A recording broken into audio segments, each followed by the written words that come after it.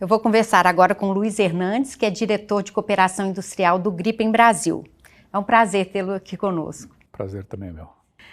Então, Luiz, eu queria destacar que a SAAB ela tem muita experiência de cooperação com empresas internacionais, empresas, governo, instituições de ciência e tecnologia internacionais, com projetos na Hungria, Coreia do Sul, Tailândia e outros países, inclusive com o Brasil também, né, que o Brasil comprou os 36 caças Gripen, e isso envolveu uma transferência de tecnologia grande para o nosso país. Luiz, então quais foram as peculiaridades dessa cooperação para o desenvolvimento do Gripen no Brasil?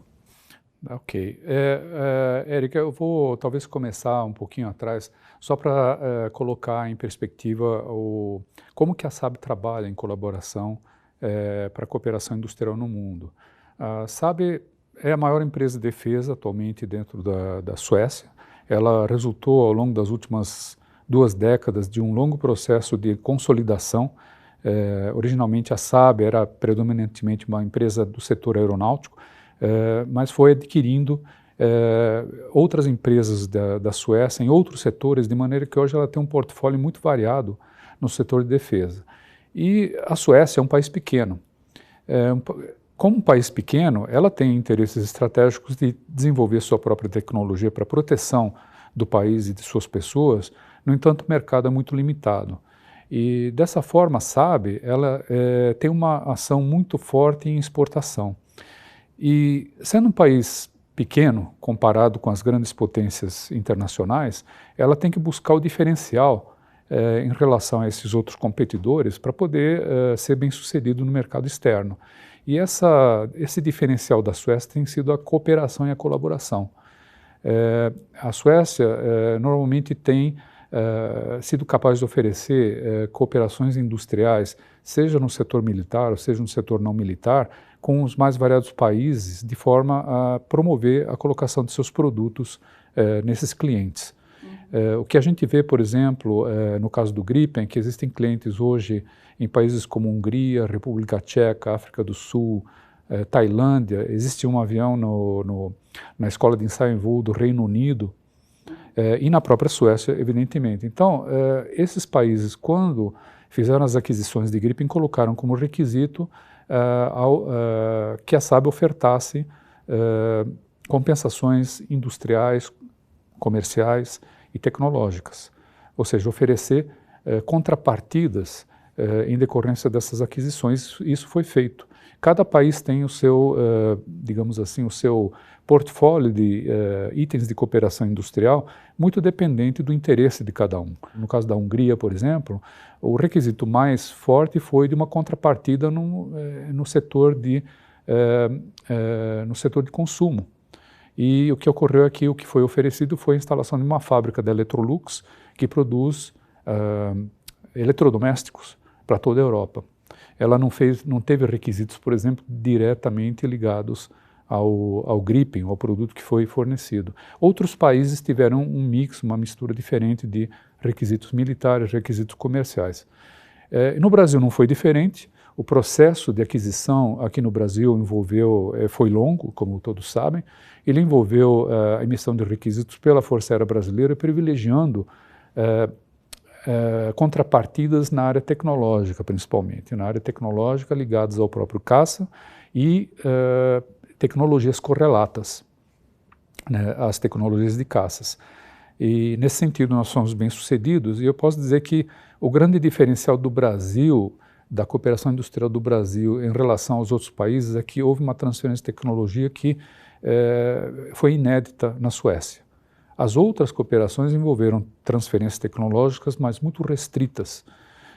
A do Brasil, em termos de volume e de natureza das tecnologias, foi muito diferente.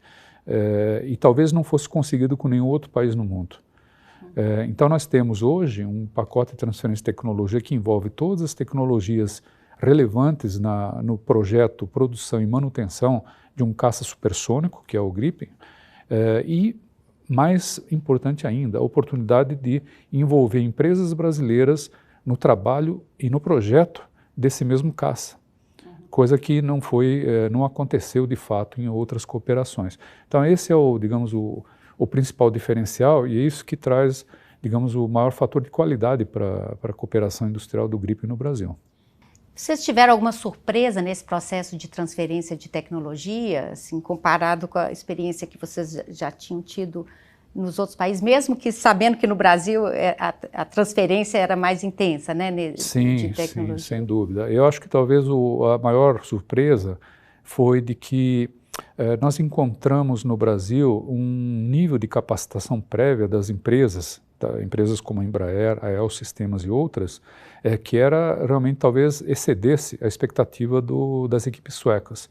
Quando nós definimos o pacote de transferência de tecnologia, foi assumido, digamos, um determinado nível de competência para que pudessem ser feitos os treinamentos, as práticas dos projetos e assim por diante.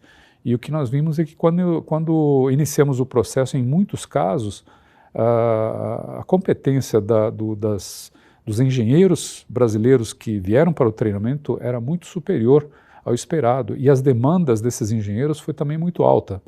De maneira que foi um pouco inesperado ver que, na verdade, a gente deveria ter feito um treinamento além daquele que a gente tinha planejado originalmente. E o que está acontecendo ainda isso?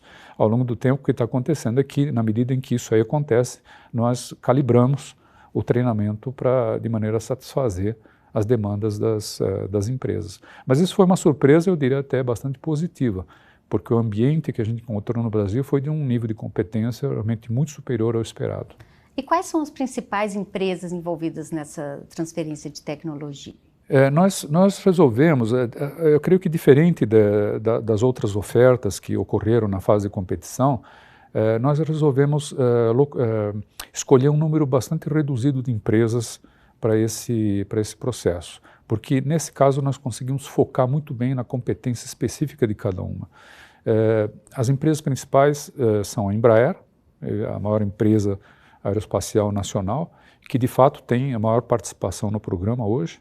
A El Sistemas, de Porto Alegre, que é uma empresa dedicada à aviônica e que, no caso do GRIPM, ela desenvolve e produz, com tecnologia própria, os principais displays estáticos do avião.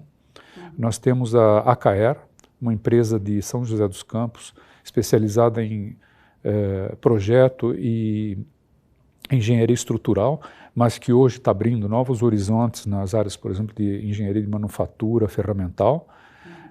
Nós temos a Atmos Sistemas, é uma empresa de São Paulo que é especializada em manutenção de radares e vai realizar no GRIPM a manutenção dos radares e dos equipamentos de guerra eletrônica do GRIPM. Temos a ATEC é uma empresa do grupo Embraer. A principal especialização da ATEC é sistemas de controle de tráfego aéreo e integração de sistemas. E no GRIPM ela participa com o desenvolvimento dos simuladores, dos treinadores de missão, dos equipamentos de planejamento operacional e parte da logística do sistema.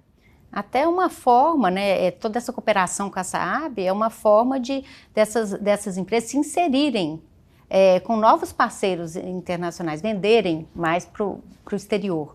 Sem dúvida, sem dúvida. Por exemplo, o próprio GRIPM, eu posso mencionar um exemplo específico do GRIPM. Nós temos a empresa El Sistemas, que é a desenvolvedora e produtora dos displays estáticos do GRIPM para o Brasil. Isso com tecnologia própria, ou seja, isso não é parte de transferência de tecnologia da SAAB. Isso aí eles estão desenvolvendo eles mesmos. E, no caso, o que aconteceu ao longo dos últimos 2 anos é que esses displays que foram oferecidos, são parte da configuração da aeronave brasileira, foram avaliados também pela Força Aérea Sueca. E, recentemente, a Força Aérea Sueca decidiu que os seus aviões GRIPM vão passar a utilizar os mesmos tipos de displays, ou seja, a El Sistemas agora é uma exportadora desse display para a Suécia. Então, eu acho que esse é um exemplo muito bom de abertura de oportunidades de negócio, que é muito benéfica para as empresas brasileiras. E assim como outras empresas envolvidas no processo, eu acredito que vão existir oportunidades que vão aparecer ao longo do tempo. Então, Luiz, foi um prazer conversar com você e eu espero que esse projeto continue tendo o sucesso que ele está tendo. Muito obrigado.